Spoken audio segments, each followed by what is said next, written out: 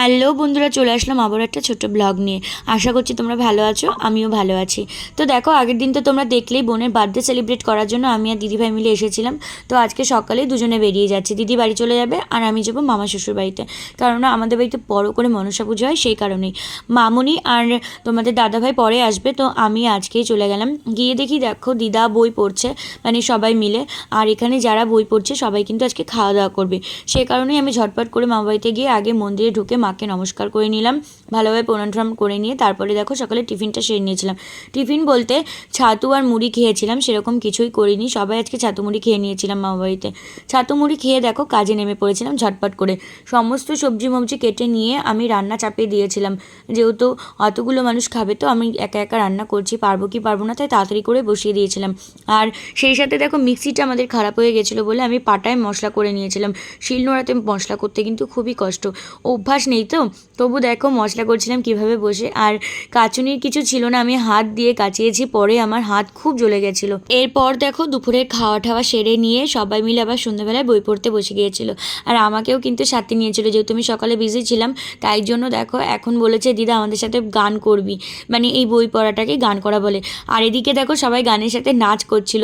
Actually প্রত্যেক বছরই কিন্তু আমাদের বাড়িতে এরকম হয়, মনসা পুজোর আগের 1 মাস ধরে এরকমভাবে বই পড়া হয়, সবাই কিন্তু নেচে নেচে এরকম ভঙ্গিমা করে বই পড়ে। এরপর দেখো বই পড়া শেষ হয়ে গেলে আমরা ঠিক যখন রাত 11:15 বাজে তখন চা খেতে এসেছিলাম আমরা 4জন মিলে, আমি, তোমাদের দাদা ভাই, এদিকে ননদ আর নন্দে জামাই মিলে।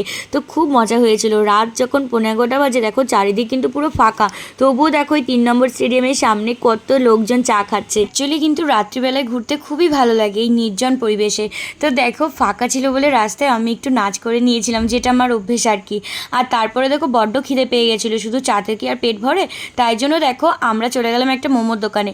আর এখানে কিন্তু পুরোটাই মোমোর দোকানে ভর্তি, এই গলিতে কিন্তু সব মোমোর দোকান। বাট দেখো সব দোকানই কিন্তু বন্ধ হয়ে গেছিলো, শুধুমাত্র এই একটা দোকানই খোলা ছিল। আর দেখো বন্ধুরা, আমরা যখন মোমো খেতে এসেছি তখন কিন্তু প্রায় 12টা বেজে গেছে, তাও এই একটা দোকান খোলা ছিল। ভাগ্যিস একটু মোমো খেলাম আর ফিশ বল খেলাম, খেয়ে দিয়ে তারপরে বাড়ির দিকে গেলাম।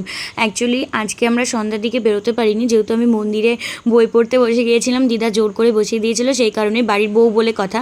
তো তার জন্য দেখো রাত করে ঘুরতে বেরিয়েছিলাম। তাতে কী হয়েছে, বর্মশাই ছিল বলে কোনো ভয় ডর কিচ্ছু ছিল না, যেহেতু সে একজন গার্জিয়ান, তাই না। আর এদিকে দেখো নন্দে জামাই আর ননদ ছিল, ও একটু পরে আমাদের সাথে গল্প টল্প করে বাড়ি চলে যাবে, ও রাত্রিবেলা বাড়ি গেলে কোনো অসুবিধা নেই। তো তারপরে দেখো আমরা এখান থেকে মোমো টোমো খেয়ে পুরো একদম ফাঁকা রাস্তায় গাড়ি টেনে বাড়ি গেছিলাম। আর এরকম রাত্রিবেলা ঘুরতে যে কি ভালো লাগে বন্ধুরা, কি বলবো। তো চলো ব্লগটা এই পর্যন্ত কেমন লাগলো অবশ্যই জানিও। আর আমাদের 4জন একসাথে বেরোলে এত আনন্দ হয়, সেটা তোমাদের সাথে শেয়ার করলাম। তো চলো টাটা, আবার তোমাদের সাথে অন্য কোনো নেক্সট ব্লগে দেখা হবে। ততক্ষণ সবাই ভালো থেকো, সুস্থ থেকো। আর যারা নতুন আমার চ্যানেলটা একটু সাবস্ক্রাইব করে দিও, আর লাইক শেয়ার কমেন্ট করো। তো চলো টাটা।